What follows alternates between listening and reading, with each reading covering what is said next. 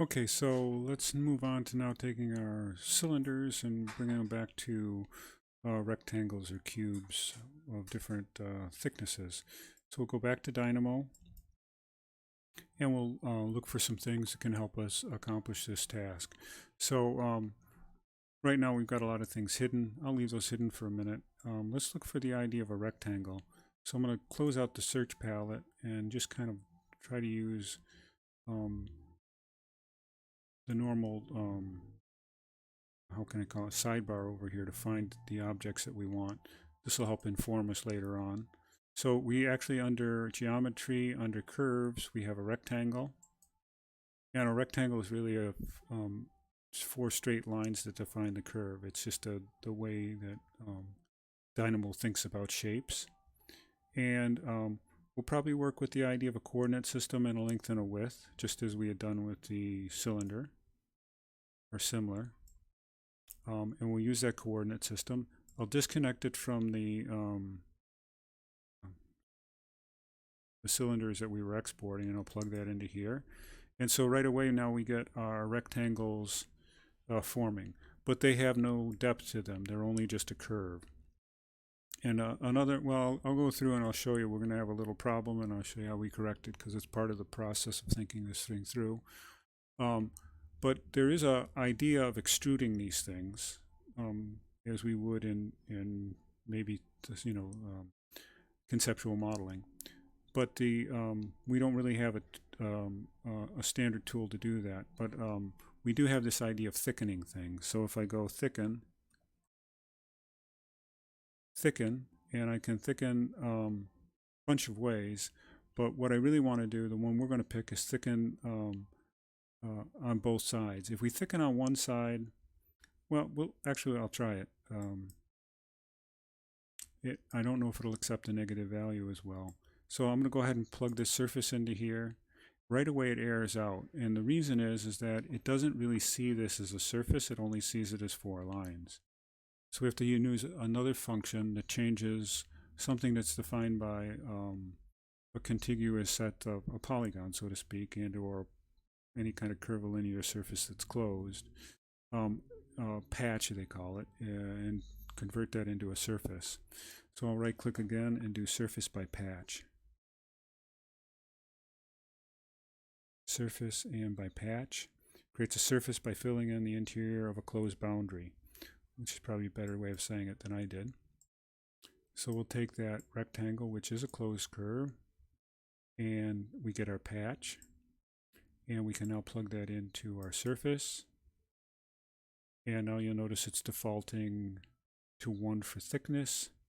And now we can plug our thickness value in. And what's happening is kind of the problem that I thought. It's making it grow on both sides. And we really want it flat on one plane.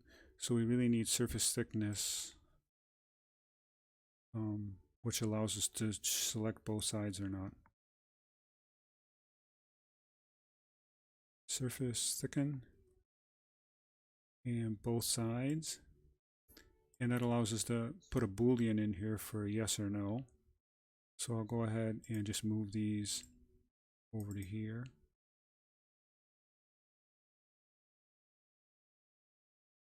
And this one will probably error out. I know I'm going to delete this one.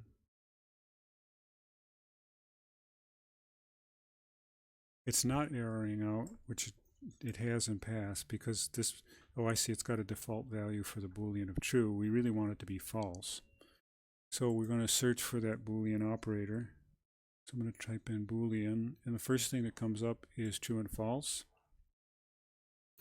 And we'll plug in false this time. And now they're going down from the top plane.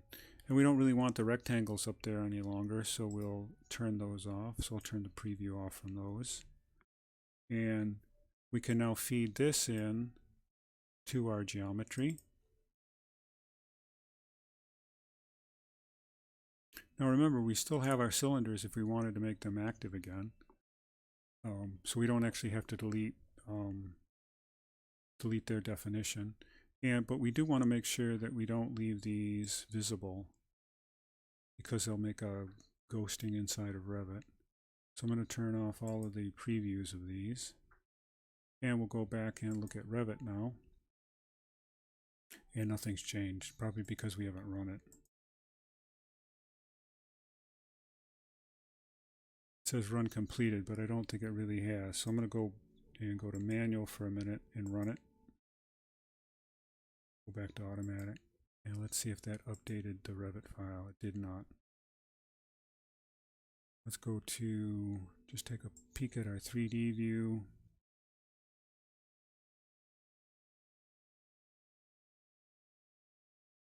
I'm going to pause this and try to figure out why that isn't updated.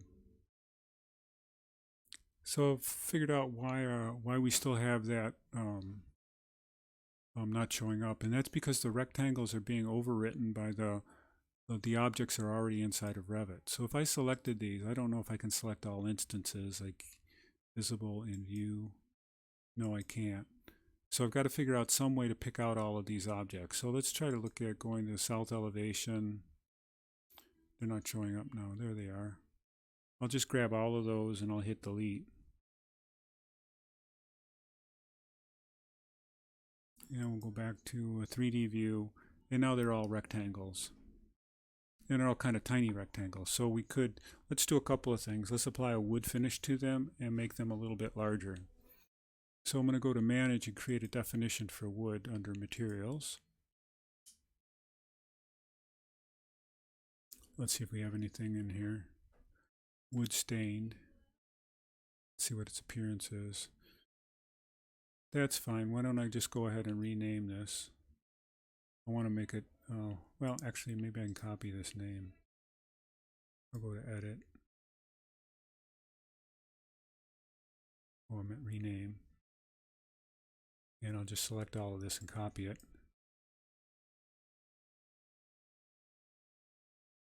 I'll just click cancel and go out to Dynamo, because I want to type in, for the name here, I want to paste that in. And if it's correct, when you run it, it won't error out. So it's accepting that as the new material. And now we have this other issue of our rectangles not being large enough. So they're only one. We'd really like to make them probably, let's use a code block and make them 1.9 by 1.9. So I'm going to type in code block. And we'll type in the number 1.9. And we'll stick that in for the width and the length. And that'll leave a little bit of gap between them.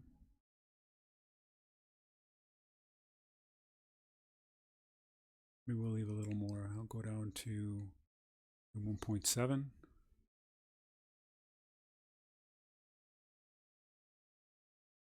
And we have a little gap. And once again, I'm going to turn these off so they're not showing up. Turn the preview off. Then go out to Revit, and there we have our new blocks of ceiling panels. And they're can roll through this and take a look at how they are shaped. So the last thing we need to do now is figure out how we're going to create this as a presentation. And I'll work up a sheet, and we'll discuss it in the next video.